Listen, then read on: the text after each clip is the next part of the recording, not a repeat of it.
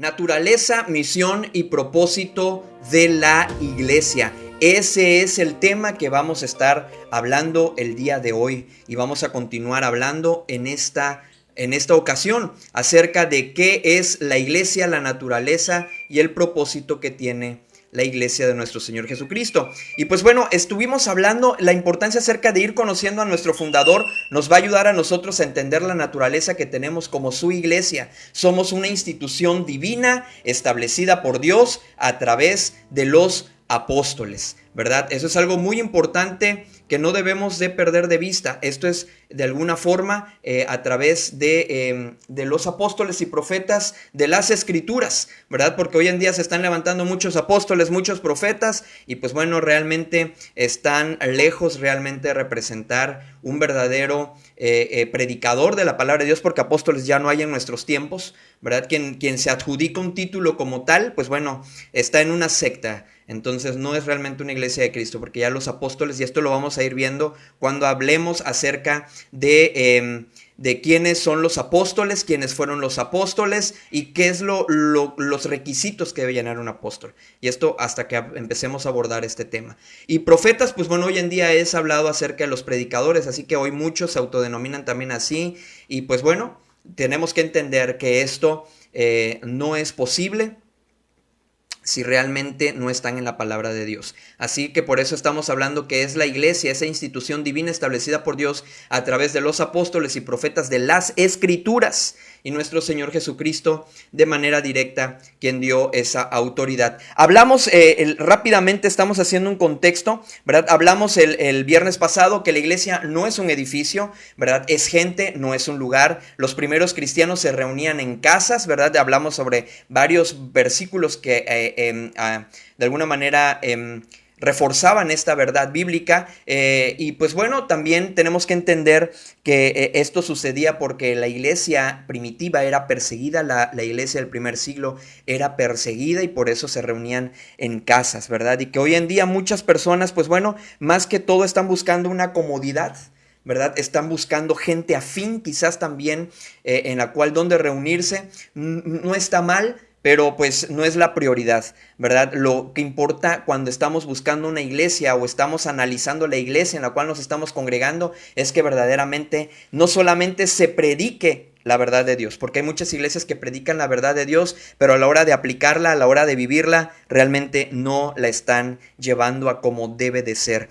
Hemos hablado que hay muchos pensamientos que dicen una cosa es doctrina, otra cosa es práctica, y esto está de alguna manera permeando mucho, pero la realidad es que toda práctica se rige por una doctrina, no están disociadas. De igual manera hablamos que la iglesia no es una empresa, la iglesia es una institución divina, por lo tanto la naturaleza de la iglesia no es humana, ¿verdad? La conformamos humanos, sí, pero su naturaleza, es decir, quien la instituye no es humano, es Dios mismo quien instituyó su iglesia, y al no ser humana tampoco ésta se rige bajo pensamientos humanos o bajo directrices humanas. Hoy en día vemos tanto pensamiento humano que está marcando las directrices por la cual se está rigiendo la iglesia hoy en día, y tenemos que tener mucho cuidado. ¿Por qué? Porque la iglesia de Cristo de alguna manera no es una empresa, y si tú te lo perdiste, regrésate al viernes pasado y ahí te vas a poner en contexto. Y de igual manera hablamos el domingo pasado que la iglesia no es una denominación. Ponte en contexto también con esto, porque no quiero que pienses que Joel ahora está hablando de ecumenismo, Joel ahora está hablando de que la doctrina divide. No, nada de eso. Ponte en contexto. Lo expliqué el viernes pasado. Así que la iglesia de Cristo es, para empezar, es de Cristo, y no vino a establecer Cristo una denominación. Muchos defienden, no, que los bautistas son los buenos y no son los que vienen desde la línea directa de Cristo. Eso no es verdad. No podemos encontrar un sustento bíblico. Realmente, ¿cómo podemos identificar que una iglesia es de Cristo?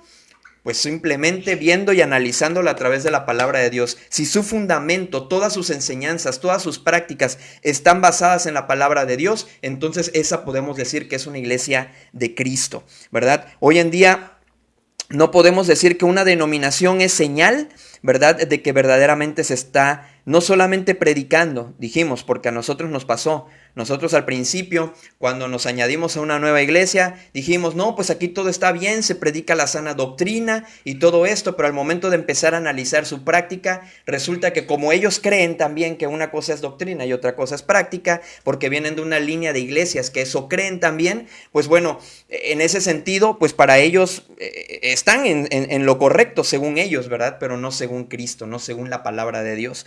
Entonces, creíamos eso y cuando empezamos a ver las prácticas, pues bueno, nos dimos cuenta que estaban muy alejados realmente de lo que la palabra de Dios ha establecido para su iglesia. Ahora, el día de hoy, ¿qué es lo que vamos a hablar? El día de hoy, lo que vamos a hablar, esto es parte de lo que vimos el viernes pasado, te repito, para que te pongas en contexto y no vayas a sacar fuera de contexto lo que yo te estoy diciendo ahorita rápidamente como un resumen. Regrésate al viernes pasado y ahí vas a poder tú encontrar esto que estamos estudiando. Dijimos, ahora el día de hoy vamos a estar hablando, la iglesia no es un club social. La iglesia no es un club social. Hay muchas formas en las cuales Dios te va a traer a una iglesia, ¿verdad? Y muchas de ellas a veces es de, estamos buscando, estamos tratando de encontrar un espacio donde conozcamos a gente que nos lleve con un buen consejo, y no está mal eso. Qué bueno, si es eso lo que Dios utilizó para atraerte a una iglesia, qué bueno, no es algo malo, pero tenemos que entender que esto no es el todo de la iglesia, ¿verdad? La iglesia, de alguna manera, aunque debe tener compañerismo, este no es solo el fin total de la iglesia. Eso es algo que tenemos que tener muy claro. Las escrituras podemos encontrar que el concepto se eleva de una simple asociación a una comunión, es decir, de una simple relación que vamos a tener unos con otros al hacer una iglesia. Habla acerca de una comunión íntima y espiritual que se expresa en acciones concretas, y ahorita vamos a hablar un poquito de esas acciones concretas en las cuales vamos a darnos cuenta qué es verdaderamente la iglesia. ¿Sí? ¿Qué es verdaderamente la iglesia? Koinos, que significa común o compartido, significa, de alguna manera, el significado clásico en el griego, koinonia o koinonia, se usaba en varios contextos para denotar una asociación o sociedad entre las personas, alianzas, cooperación, de alguna forma. Incluso, hablando en un contexto general de esta palabra, se utilizaba mucho para describir a socios en un negocio o una liga de ciudades, ¿verdad? Es decir, un conglomerado de ciudades que se ponían de acuerdo para fines económicos, ¿verdad? Ahora, la participación común implica tener algo en común. Implica tener algo en común, ya fueran bienes, una actividad o una característica, ¿verdad? Que los juntaba a todos ellos. En las escrituras el concepto se eleva de una simple asociación a una comunión. La palabra aparece aproximadamente 19 veces en el Nuevo Testamento. Es para que veamos que sí, la iglesia es muy importante tener en claro que busca esa convivencia, ¿verdad? Que busca esa comunión que haya entre todos. Por tanto, 19 veces cuando una palabra o un principio bíblico se repite muchas veces en las escrituras, entonces esto nos habla de la importancia, de la relevancia que debe tener en nuestras vidas cotidianas, en nuestras vidas diarias. Pero entonces sí es importante el compañerismo, sí es importante la comunión, la participación o la contribución al ser iglesia. Por supuesto que sí. La coinonía cristiana tiene por lo menos 3 dimensiones en las cuales vamos a estar interconectados unos a otros. Nuestro eslogan en Familia sobre la Roca es: conectados unos a otros y todos unidos a Cristo. Entonces, ¿por qué? Porque es lo que buscamos, estar conectados unos a otros. Sí, en Familia sobre la Roca buscamos esto, y toda iglesia debe buscar esto: estar conectados unos a otros y todos unidos a Cristo. Porque cuando Cristo es nuestro punto de convergencia, nuestro punto de unidad, entonces todos vamos a tener en común todas las cosas como nos pide la Escritura, que seamos de un mismo parecer, de un mismo pensar, de un mismo sentir, ¿verdad? Entonces lo vamos a lograr cuando todos estamos fundados en Cristo, cuando nuestras vidas de manera independientes estamos fundados en Cristo, entonces todos vamos a coincidir como iglesia. Lo primero es que estamos buscando una comunión, pero realmente esta comunión, que es una palabra compuesta, si tú te das cuenta aquí, es común unión. Es decir, que esta unidad se da cuando todas las cosas las tenemos en común. Común unión. Una comunión que estamos buscando es esta, pero una relación con Dios. Esta unión espiritual que de alguna manera los creyentes, todo hijo de Dios tiene con las personas, de alguna manera, esto es con Cristo. Con Cristo, estamos hablando aquí de la Trinidad, ¿verdad? Con Cristo nos estamos hablando de una fidelidad de Dios por la cual fuimos llamados a la comunión con su Hijo Jesucristo, nuestro Señor. Y este principio lo podemos encontrar en Primera de Corintios, capítulo 1, versículo 9. Primera a los Corintios, capítulo 1. Híjole, se me olvidó tener la Biblia aquí a la mano, la dejé acá a lo lejos. A ver, denme chance y voy a ir rápidamente a buscar una Biblia. Pero sin embargo, tú ahí donde estás, busca Primera a los Corintios 1:9 y vas a encontrar este principio bíblico del cual estamos hablando, donde pide la comunión con su Hijo Jesucristo, ¿verdad? La comunión con su Hijo Jesucristo. Entonces, lo que estamos buscando, ¿verdad? Primera a los Corintios, capítulo 1, versículo 9. La comunión, la relación, esa relación íntima con Cristo. Primera a los Corintios 1, 9. Primera a los Corintios 1, 9. ¿Sí? Y ya si lo tienes ahí, puedes leerlo, ¿verdad? Ahí donde estés, donde te encuentres. Primera a los Corintios, capítulo 1, versículo 9. Una disculpa ahí. Recuerden que estamos completamente en vivo, ¿eh? Dice, fiel es Dios por el cual fuisteis llamados a la comunión con su Hijo Jesucristo, nuestro Señor. Fiel es Dios por el cual fuimos llamados a la comunión con su Hijo Jesucristo, nuestro Señor. Eso es lo que la iglesia debe de tener, esa comunión con Cristo, pero también dice con el Espíritu Santo, la comunión del Espíritu Santo. Y ahora vamos a 2 a los Corintios, capítulo 13. 2 a los Corintios, capítulo 13, verso 14. 2 a los Corintios 13, versículo 14. Fíjense bien cómo dice la escritura aquí. La gracia del Señor Jesucristo, dice, el amor de Dios y la comunión del Espíritu Santo sea con todos vosotros. Amén. La gracia del Señor Jesucristo, ese amor incondicional que Él nos ha dado, eso que no merecíamos porque lo que merecíamos era el castigo, la condenación eterna, pero Cristo a través de la gracia vino a darnos algo que no merecíamos, pero por medio de Él obtenemos ese amor de Dios y la comunión del Espíritu Santo, esa conexión que tenemos con Cristo, con Dios el Padre a través del Espíritu Santo que mora en todos los que somos hijos de Dios. Entonces, si nos damos cuenta, esto es lo que de alguna manera se busca cuando somos iglesia. No solamente somos un club social, sino que esta relación se va a dar cuando tú y yo vivimos en santidad. Eso es algo que no perdamos de vista. Esto es algo que tú y yo no debemos de perder, que nuestra relación primeramente es con Dios para que entonces se pueda dar esta relación entre hermanos, entre la familia de fe. Y aquí, como consecuencia de esa relación con Dios que tú y yo vamos a tener, entonces vamos a tener relación con otros creyentes, con otros hijos de Dios, ¿verdad? Con la familia en la fe que Dios nos ha dejado, ese vínculo inseparable que une a cada uno de los creyentes, quienes comparten la misma vida en Cristo. Este compañerismo no es algo pasivo, no es algo que solamente se queda en conocimiento, sino es algo activo, se va a evidenciar en acciones, ¿verdad? Y esa comunidad mutua se va a lograr como podemos encontrar en Hechos capítulo 2. Fíjate bien, vamos a Hechos capítulo 2. Hechos capítulo 2. Ahí se escuchan a lo lejos, hay un ruidito, es la lorita, que siempre le gusta ese ruido, no sé por qué. Igual cuando mi esposa está con el grupo de mujeres orando, y justo en ese momento se aloca. Cuando también nosotros estamos ahorita estudiando la palabra de Dios, también ahí quiere participar, creo yo, también ella ahí. Hechos 2:42, fíjense bien cómo dice. A partir del versículo 41, miren lo hermoso, cómo era la iglesia primitiva. La primera iglesia, el modelo de iglesia que tú y yo debemos de seguir y que debemos de buscar y procurar, ¿verdad? Porque recuerda que tú y yo somos parte de la iglesia de Cristo, somos parte del cuerpo de Cristo. Entonces, ¿qué iglesia te gustaría tener? Entonces, sé el miembro que tienes que ser, ¿verdad? Así dice la Escritura, versículo 41 de Hechos capítulo 2, así que los que recibieron su palabra fueron bautizados. Aquí vemos este principio bíblico sobre la definición bíblica de iglesia.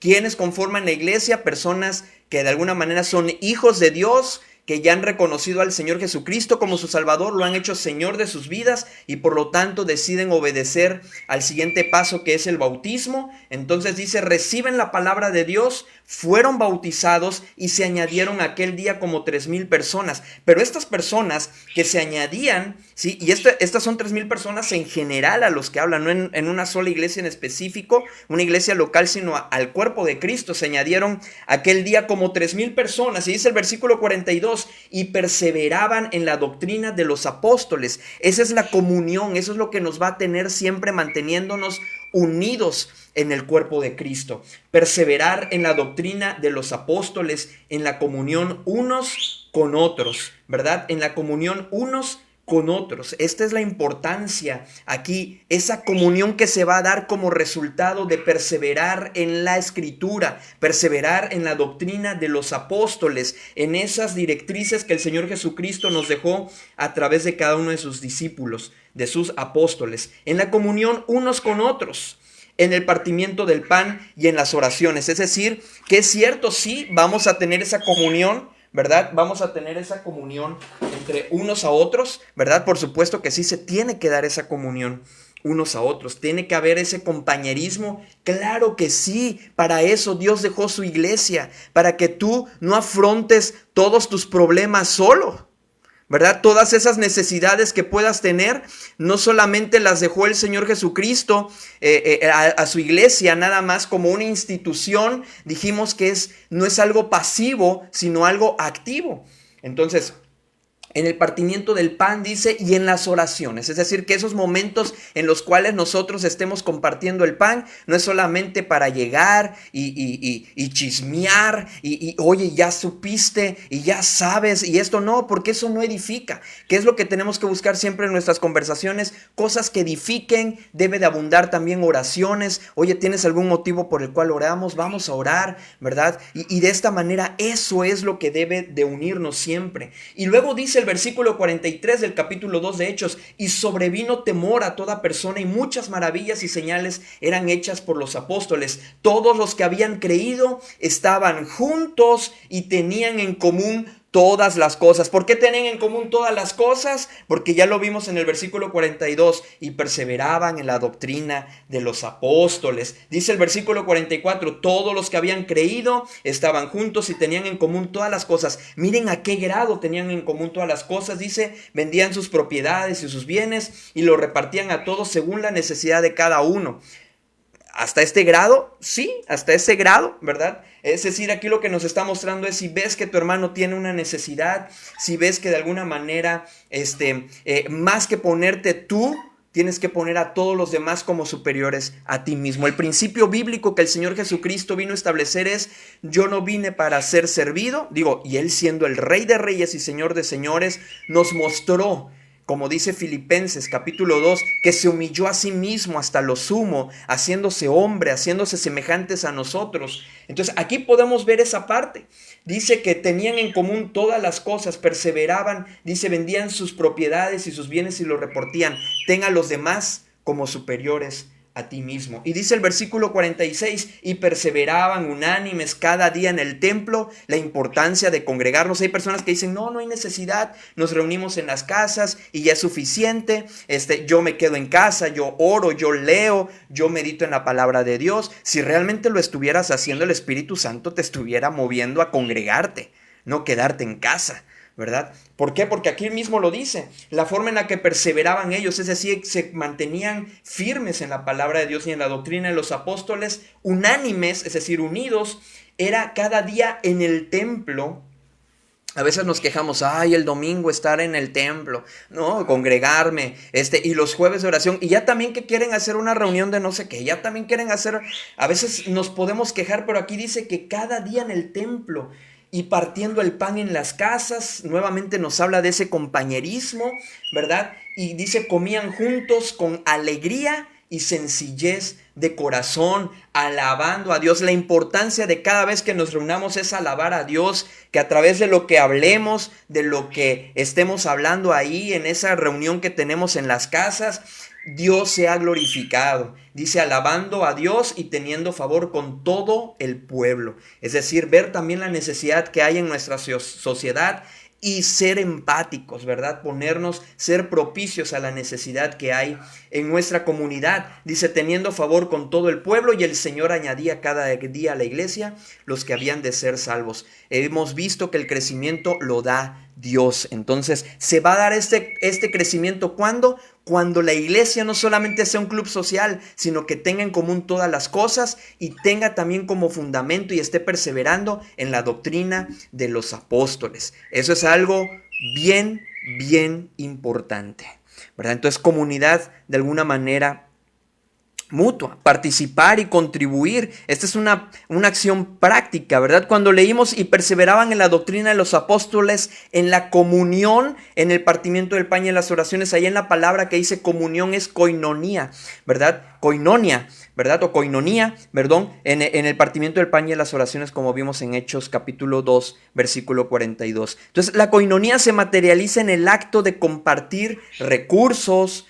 bienes o sufrimientos con otros creyentes, con la familia y la fe. Esa es la demostración práctica del amor en comunidad, la solidaridad. Pablo utiliza el término para referirse a la contribución o recolección también de dinero para los creyentes pobres en Jerusalén, como lo podemos encontrar en Romanos 12:26, segunda a los Corintios capítulo 9, versículo 13. Compartir el sufrimiento también, el creyente participa de esa comunión con los sufrimientos de Cristo, ¿verdad? Cuando padecemos esos mismos sufrimientos que el Señor Jesucristo tuvo. Y en Hebreos 13:16 también dice, y de hacer bien y de la ayuda mutua. La ayuda mutua aquí habla acerca, y la palabra que se utiliza aquí es koinonía. Dice, no os olvidéis, es decir, no te olvides de hacer el bien y de ayudar.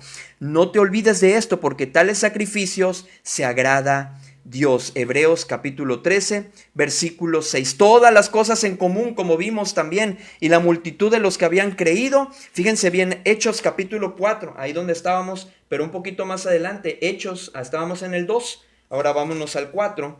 Hechos 4:32, fíjense bien cómo dice la palabra de Dios. Hechos 4:32. Fíjense bien cómo dice. En el versículo 31, cuando hubieron orado, el lugar en que estaban congregados tembló, y todos fueron llenos del Espíritu Santo y hablaban con denuedo la palabra de Dios. Y la multitud, versículo 32 del capítulo 4 de Hechos, y la multitud de los que habían creído era de un corazón. A eso se refiere, no es solamente un club social, sino ser un corazón. Ese es el verdadero objetivo de congregarnos, de reunirnos siempre. Es ser un corazón y un alma, es decir, un mismo pensar y un mismo sentir.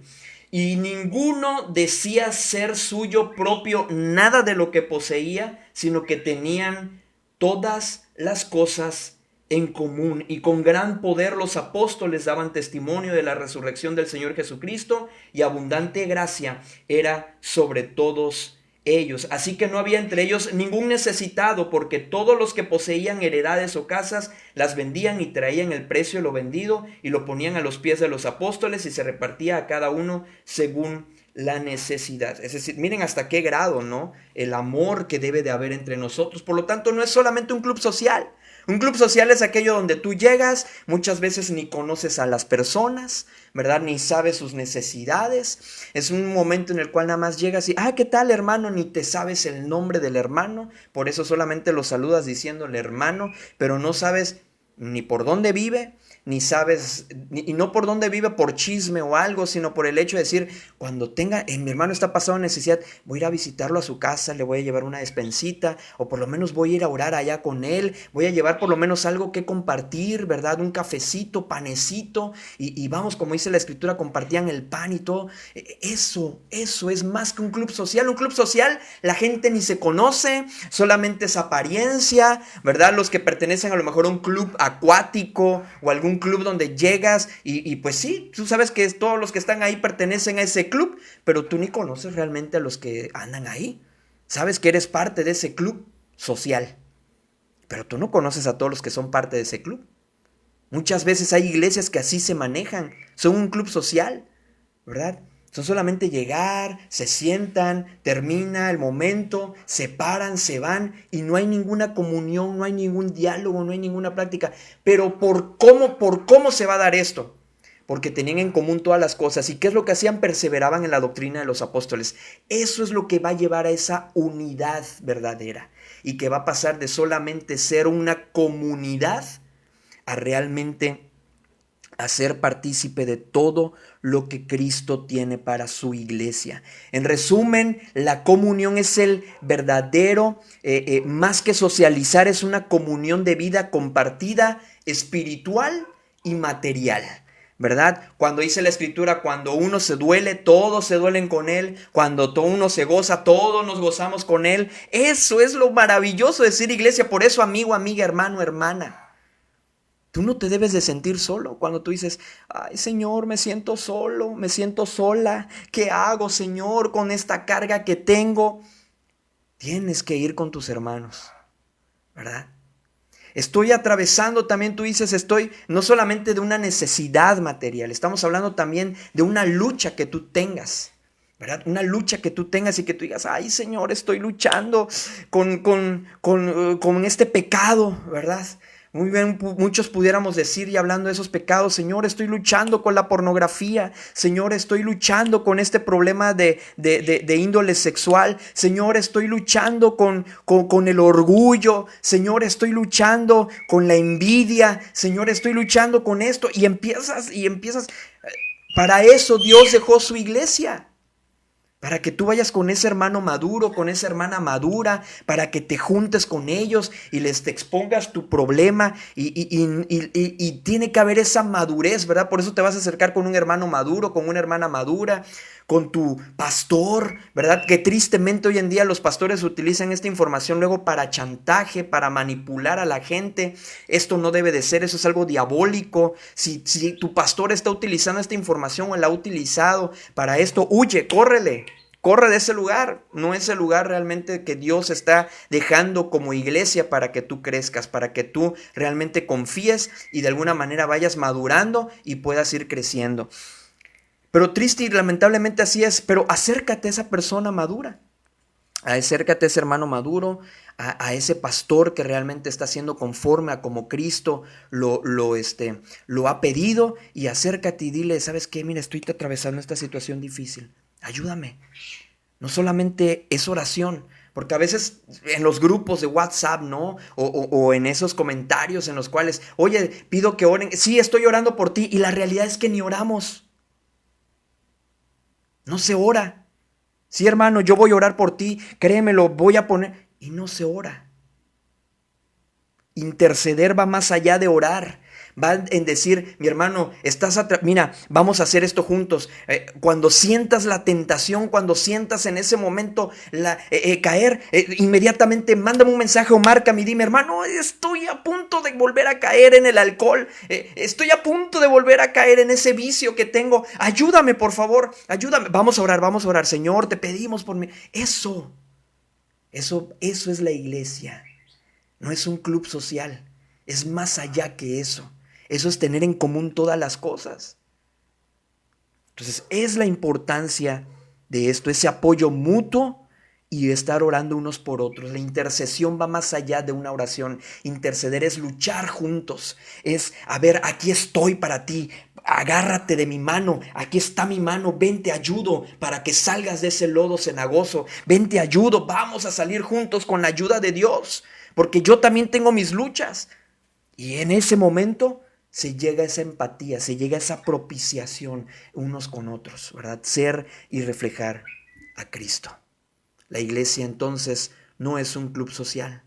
Y aunque la iglesia debe tener compañerismo, no es su único fin, va más allá. Si nos damos cuenta, si te das cuenta a qué realmente, para qué Dios dejó también su iglesia, por la importancia, por eso, de no dejar de congregarnos. Si hay alguna actividad en la iglesia, si hay algo, la actividad de mujeres, la actividad de varones, de jóvenes. Por eso es la importancia que hay esos tipos de departamentos o de ministerios o de grupos, porque se ataca la necesidad en particular de cada uno de estos grupos que componen la iglesia. Está compuesta por niños, está compuesta por adolescentes, por jóvenes, por gente adulta, por matrimonios, por familias, está compuesta por mujeres, por hombres, en las cuales una iglesia que se prepara y está alimentando, o sea, no solamente entreteniendo a la gente, sino verdaderamente llevándolos a Cristo, que esa es la función de una iglesia, es la función de todo siervo de Dios, de toda persona que tiene influencia, es llevarlos a Cristo.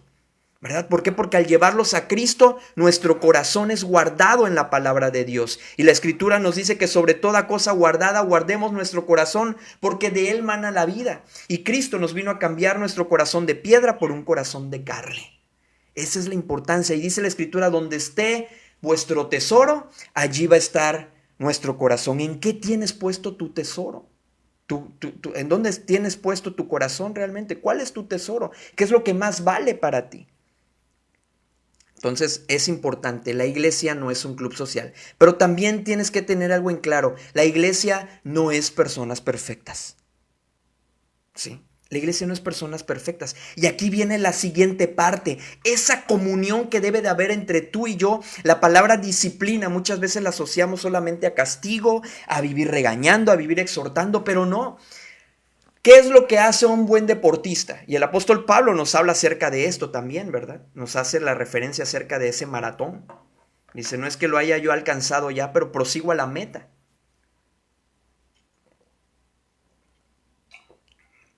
Nos habla del atleta, ¿verdad? Nos habla del atleta. Pero, ¿qué es lo que logra que alguien por decirlo, cuando vienen los Juegos Olímpicos, ¿qué es lo que logra que esas personas logren una medalla de oro, una de plata, una de bronce? O que por lo menos lleguen a pasar de las estatales, de las nacionales, hasta que llegan a las mundiales. ¿Qué es lo que los lleva hasta allá? Su disciplina, su constancia, su perseverancia, ¿verdad? Eso es, no es una persona perfecta, no, pero es una persona disciplinada, es una persona que se está disciplinando constantemente. Por esta razón, tú y yo debemos de mantenernos siempre congregándonos, siempre confesando nuestros pecados los unos a los otros, dice la palabra de Dios, ¿verdad? Y la oración eficaz del justo puede mucho, en ese contexto vemos esa parte que nos habla Santiago. Entonces, es importante que tú y yo siempre estemos disciplinados. Y para esto Dios nos deja a la persona, porque realmente de manera natural no nos van a hacer a nosotros disciplinarnos.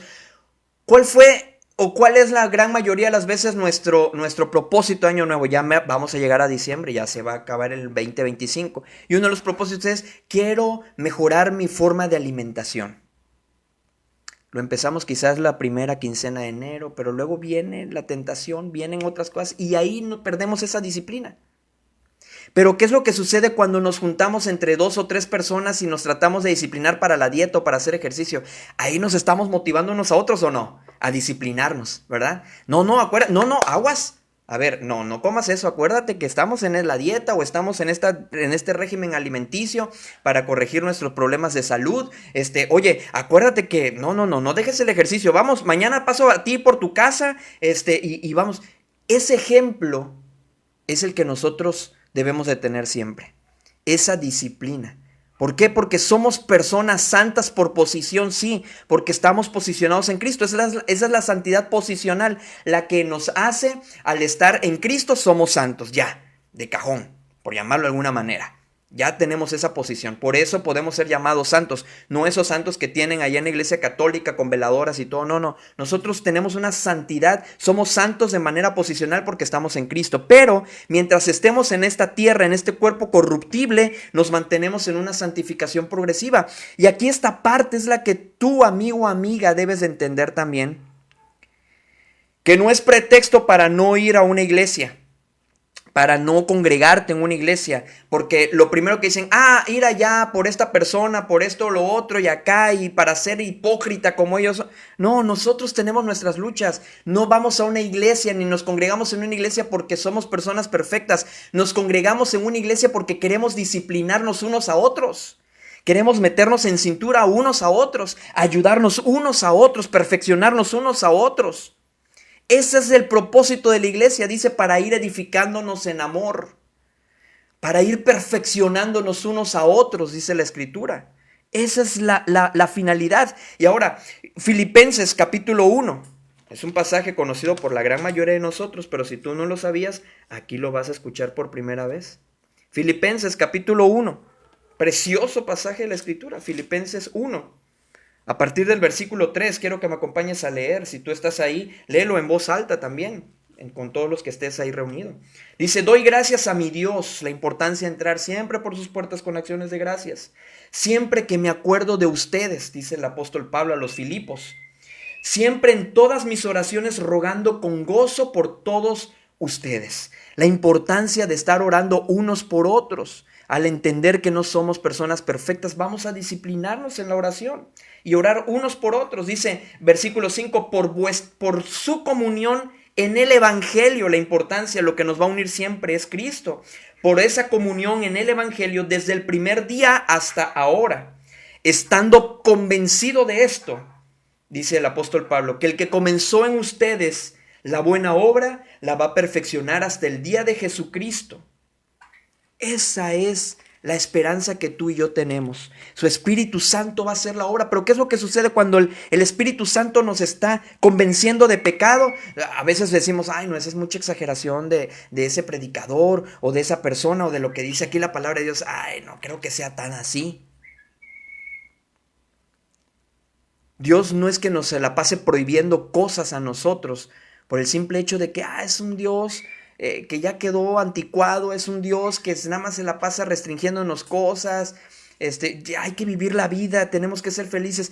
Todos los límites que Dios nos pone, esos linderos que Dios ha establecido, es precisamente para nuestro bien, para disciplinarnos, para perfeccionarnos, para hacer su obra maravillosa en nosotros a través de su Espíritu Santo. Por eso, amigo, amiga, no pongas de pretexto el hecho de que veas personas imperfectas en una iglesia. ¿Por qué? Porque somos imperfectos, por eso estamos buscando perfeccionarnos unos a otros. Dice la Escritura, hierro con hierro se aguza, se perfeccionan, se sacan filo. Eso es lo que buscamos nosotros. Hebreos 12:1. Fíjate bien, Hebreos 12:1 al 3. Hebreos 12:1 al 3. Como dice la palabra de Dios en Hebreos 12:1 al 3. Por tanto, ¿en quién tienes que poner tú los ojos? Dice, por tanto, nosotros también teniendo en derredor nuestra tan gran nube de testigos, lo primero que nos invita es, quítense, despójense de todo peso, de todas esas cargas que tú puedas llevar, dice, y del pecado que te asedia, que te envuelve, dice, y corre con paciencia la carrera que tienes por delante. ¿Puestos los ojos en quién? En Jesús, el autor y consumador de la fe, el cual por el gozo puesto delante de él sufrió la cruz, menospreciando el oprobio y se sentó a la diestra del trono de Dios. Considerad aquel que sufrió tal contradicción de pecados contra sí mismo, para que vuestro ánimo no se canse hasta desmayar. ¿Te das cuenta en quién tienes que estar puestos tus ojos? En Jesús. Así que por eso no es pretexto, amigo o amiga, para que tú no te congregues. Por eso la iglesia, es decir, cada miembro tiene la tarea de perfeccionar a sus hermanos. Los principios bíblicos sobre la disciplina y la corrección constante entre creyentes no se enfoca primariamente en el castigo. No es solamente estar castigando y castigando y castigando, no, sino en la restauración amorosa con el objetivo de alcanzar la madurez en Cristo y Dios entonces a través de tu vida y mi vida sea glorificado. La corrección mutua es una función esencial de la comunidad cristiana, de la comunidad en Cristo. Es lo que nos va a unir siempre. esa corrección mutua. Recuerda, la palabra de Dios dice que es útil para enseñar, es lo primero. Y lo primero antes de corregir es la enseñanza. Es útil para enseñar. Tú no puedes corregir si antes no enseñaste. Por eso la importancia de mantenernos firmes en la doctrina de los apóstoles, perseverar en la doctrina de los apóstoles. Porque enseñando, entonces dice, es útil para enseñar, para redarguir. ¿Por qué? Porque es la palabra de Dios la que nos va a confrontar con nuestro pecado, la que nos va a confrontar. El Espíritu Santo a través de su palabra nos va a hablar y nos va a estar de alguna manera constriñendo, ¿verdad? Nos va a estar redarguyendo, confrontando con la palabra. Y esto nos va a llevar a la corrección de lo que tenemos que corregir en nuestras vidas. Recuerda los pasos bíblicos. Dice, toda la escritura es inspirada por Dios y útil para enseñar, para redarguir, para corregir. El corregir, cuando tú escuchas que un hermano en la fe maduro te está corrigiendo, te está diciendo, hermano, yo he notado esto en ti, vamos a orar, yo te quiero ayudar, vamos a ayudarnos. Mira, yo estoy batallando con esto, ayúdame, yo también te pido que tú me ayudes en esto. Vamos a corregirnos. A veces tomamos la corrección como, de serio, este hermano entrometido en todo se quiere andar metiendo. La función pastoral es esa también. Hoy en día muchas personas solamente quieren esto, enseñanza, quieren conocimiento, nada más llenarse de conocimiento y buscan esos pastores que tienen mucho conocimiento, esos líderes, esos predicadores que tienen mucho conocimiento para llenarse de conocimiento. Pero a la hora de corregir, ahí brincan. ¿Quién es este? ¿Quién se cree? ¿Tú quién eres para juzgarme?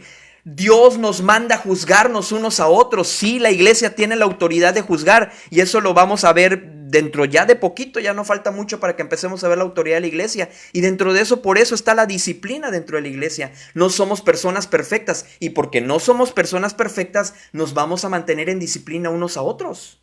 Nos tenemos que disciplinar unos a otros, nos tenemos que corregir unos a otros. Porque para eso Dios dejó su palabra. Porque es útil para enseñar, para redarguir, para corregir, para instruir en justicia, a fin de que el hombre de Dios sea perfecto, si te das cuenta, es decir, completamente esté capacitado para glorificar a Dios a través de su vida. Dice, sea perfecto, enteramente preparado para toda buena obra. ¿Ahora te das cuenta? ¿Por qué la importancia de la iglesia? Porque a pesar de que la conformamos personas imperfectas, tenemos que estar en esa búsqueda constante a través de la disciplina para lograr esa perfección. Y eso es lo que muchas veces personas están buscando, nada más conocimiento, pero no corrección. No están buscando realmente a alguien que los pastoree. ¿Sí? Porque cuando alguien los está y estoy hablando pastorear, no solamente hablando de la figura pastoral, que es importante, pero entre nosotros como congregación nos tenemos que pastorear unos a otros. Si tú tienes influencia en un círculo de personas, pastoréalos. Es tu responsabilidad pastorearlos a Cristo, llevarlos a la forma de Cristo. El apóstol Pablo decía, sed imitadores de mí, así como yo de Cristo. Eso es tu responsabilidad también. No es solamente la responsabilidad del pastor pastorear a la iglesia. Entre nosotros nos tenemos que pastorear también. Dios le ha dado una autoridad especial al pastor. Claro que sí. Dios le ha dado de alguna manera una autoridad especial al pastor también. Y el pastor tiene esa autoridad de corregirte. Por eso cuando nosotros disciplinamos a alguien, cuando tú castigas a tu hijo, lo disciplinas, lo corriges, no es porque no lo ames. El padre, dice la escritura, que no corrija a su hijo no lo ama, lo tiene como un bastardo. Pero dice que Dios al que ama castiga y azota a todo al que ha tomado por hijo. Sí. Dice, así como de alguna manera disciplinamos, dice la escritura también, el que ama disciplina. Digo, estoy parafraseando, estoy diciendo que se encuentra en el libro de los Proverbios. El que ama, disciplina. Es una muestra de amor la disciplina. Muchos lo toman como algo malo, ¿sí? ¿Y este quién es para juzgarme? ¿Y este quién es para señalarme? ¿Para corregirme? ¿Quién es? Muchos toman la disciplina como algo malo. Pero dice el que menosprecia la disciplina, el que no acepta la disciplina y se menosprecia su alma. No se quiere a sí mismo. Debemos estar agradecidos con esas personas que nos corrigen, con esas personas que nos quieren llevar a Cristo, que nos están dando un consejo bíblico, un consejo realmente que nos están dando consejería bíblica, ¿verdad? Que eso es lo que yo estoy viendo en parte del diplomado que estoy tomando acerca de consejería bíblica, es ese. Es ese precisamente, la consejería bíblica. Estábamos viendo los principios de la consejería bíblica y está basado en ese pasaje de la Escritura, que la Escritura es útil para enseñar, para redarguir, para corregir y para instruir en justicia. Esa es la finalidad total de la consejería bíblica. Eso es parte de la edificación del cuerpo de Cristo. Madurez, santificación, perfección, llevado a su fin, lo que ha alcanzado su meta o propósito, es lo que Dios quiere, a fin de perfeccionar a los santos para la obra del ministerio, para la edificación del cuerpo de Cristo. Fíjate bien, Efesios capítulo 4, ya para ir terminando. Efesios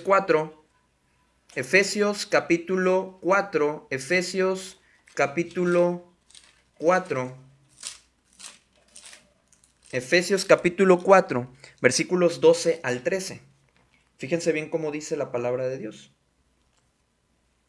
Efesios capítulo 4. ¿Para qué constituyó el versículo 11? ¿Para qué constituyó 10 apóstoles? Ya no son vigentes en nuestro tiempo. Pero ¿para qué los constituyó? Es decir, ¿para qué los estableció? ¿Para qué los instaló él en la iglesia? A otros profetas, dice, a otros evangelistas, a otros pastores y maestros, con la finalidad es de perfeccionar a los santos para la obra del ministerio, es decir, para toda obra que va a servir a la iglesia de Cristo, para la edificación del cuerpo de Cristo hasta que todos lleguemos a la unidad de la fe. Dice y del conocimiento del Hijo de Dios a un varón perfecto a la medida de la estatura de la plenitud de Cristo, para que ya no seamos niños fluctuantes. Es decir, aquí lo que busca ese perfeccionamiento y esa disciplina constante que tiene que haber entre nosotros es para que ya no seamos niños fluctuantes, es decir, que andemos de un lado para otro. Dice, llevados por doquiera de todo viento de doctrina.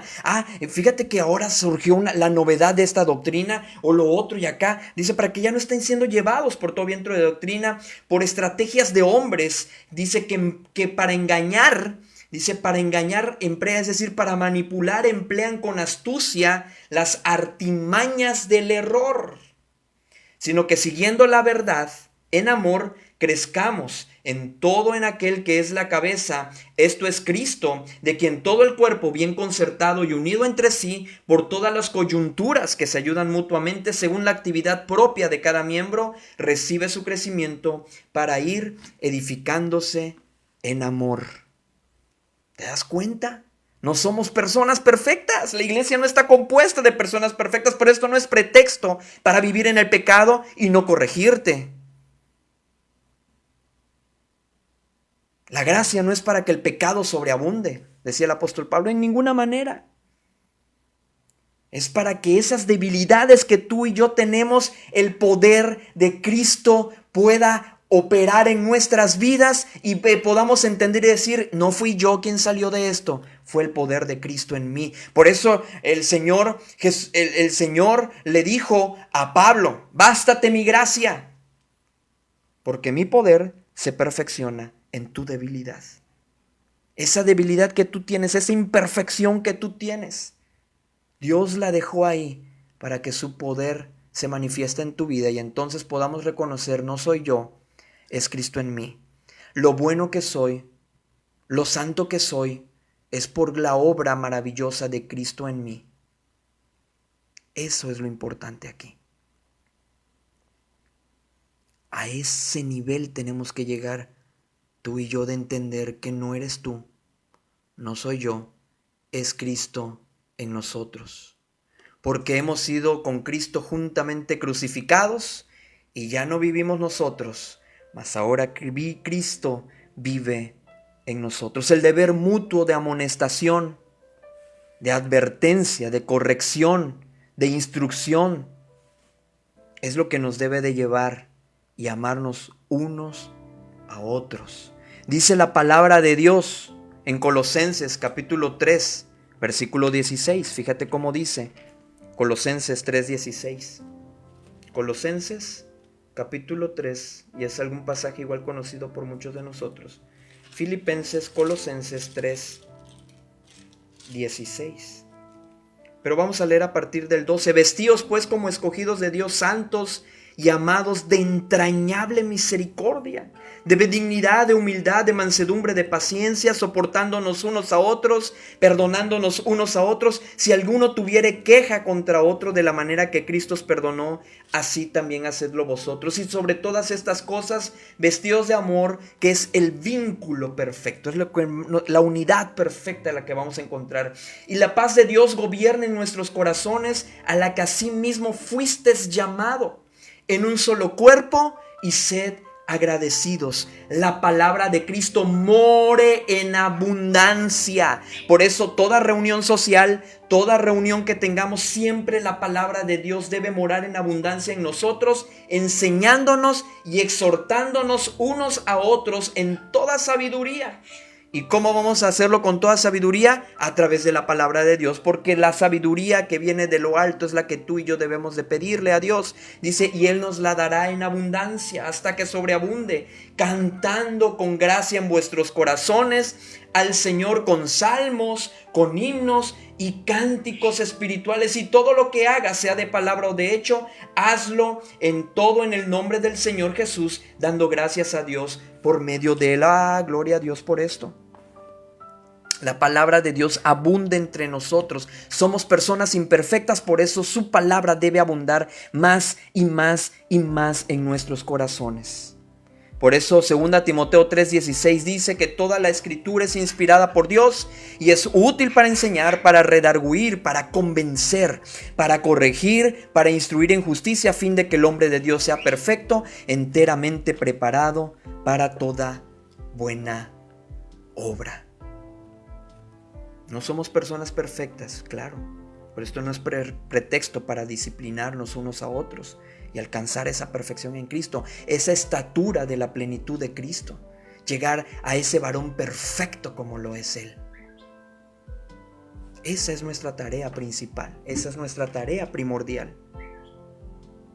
Sí. Glorificar a nuestro Dios, a ese Dios santo, santo, santo por siempre. Y bueno, mis hermanos, hasta aquí vamos a quedarnos el día de hoy. Vamos a hablar el próximo viernes, primeramente Dios, acerca de la misión y el propósito de la iglesia. Es lo que vamos a ver, primero Dios, el próximo viernes, ¿verdad? Si Dios nos presta vida y nos vamos a poder ver. No te vayas todavía, vamos a orar para finalizar. Vamos a terminar con los saludos. Saludos, Joel, bendiciones. Gracias, mi hermano Roberto Castellanos, felicidades públicamente. ¿Verdad? Acaba de cumplir años recientemente nuestro hermano Roberto, así que te mandamos felicitaciones, mi hermano, y a todos los que cumplan años en estos días, en estas semanas, ¿verdad? También saludos y felicitaciones a cada uno de ustedes. Y también, bueno, nuestro hermano Luis Francisco, pastor también, amén, Dios obre a través de su palabra en cada una de nuestras vidas, ¿verdad? Y pues, amigo, amiga, hermano, hermana, gracias por acompañarnos hasta este momento, hasta este punto de esta lección.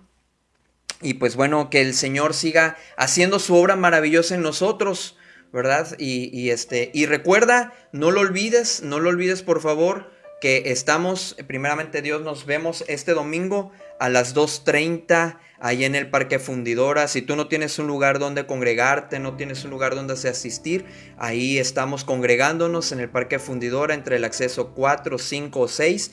Ahí vas a llegar rápidamente al punto donde nos estamos reuniendo a las 2:30. Muy pronto va a haber cambio de horario, así que pues bueno, por lo pronto a las 2:30 nos estamos reuniendo los domingos ahí en el Parque Fundidora. Vamos a orar para despedirnos.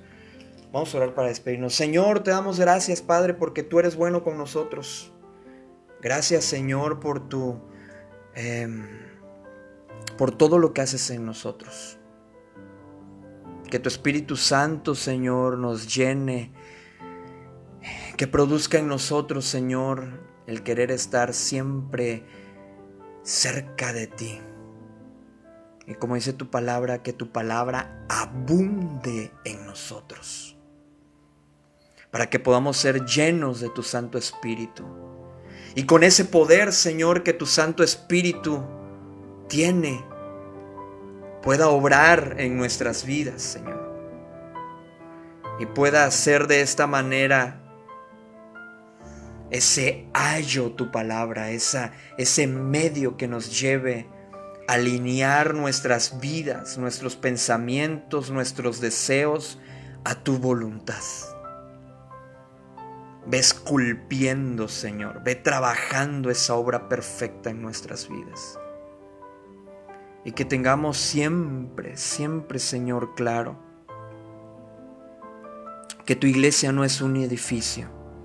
Esa iglesia, esa institución divina, Señor, que tú has establecido, no es un edificio. Somos personas imperfectas, pero con un Dios perfecto, con un fundador perfecto, en el cual debemos de establecer tu iglesia. Que también, Señor, tu iglesia es esa institución divina y no una empresa. Que, Señor, tu iglesia, Señor, no es una denominación, no es una etiqueta. Señor, es aquella congregación de creyentes redimidos por tu sangre preciosa, bautizados, que están poniendo como fundamento tu palabra en sus vidas y como consecuencia en tu cuerpo, en esa iglesia local que te da toda la gloria y toda la honra. Gracias, Señor, porque nos has dejado a tu Espíritu Santo, porque sin tu Espíritu Santo nosotros realmente no tuviéramos la fuerza, no tuviéramos el poder para realmente irnos haciendo a la imagen de tu Hijo Jesucristo, porque el Espíritu que tú nos has dado es un espíritu de amor, de poder y de dominio propio. Sigue haciendo esa obra maravillosa y perfecta en nuestras vidas. Sin ti no somos nada. Ayúdanos, Señor, a ser esa iglesia que más que buscar una simple reunión social, realmente sea una iglesia que en esa reunión que tengamos sea abundante tu palabra, que podamos orar, cantar, compartir el pan para edificarnos, pero que sobre todo perseveremos en la doctrina de los apóstoles, en tu palabra, para ser cada vez más semejantes a ti. Ayúdanos, Señor, a no apartarnos de tu palabra y a asirnos, a afianzarnos a esa palabra que tú nos has dejado como ese fundamento firme, esa roca firme para nuestras vidas. Todo esto te lo pedimos, Señor, en el nombre que es sobre todo nombre, en el nombre de tu Hijo Jesucristo. Amén y amén.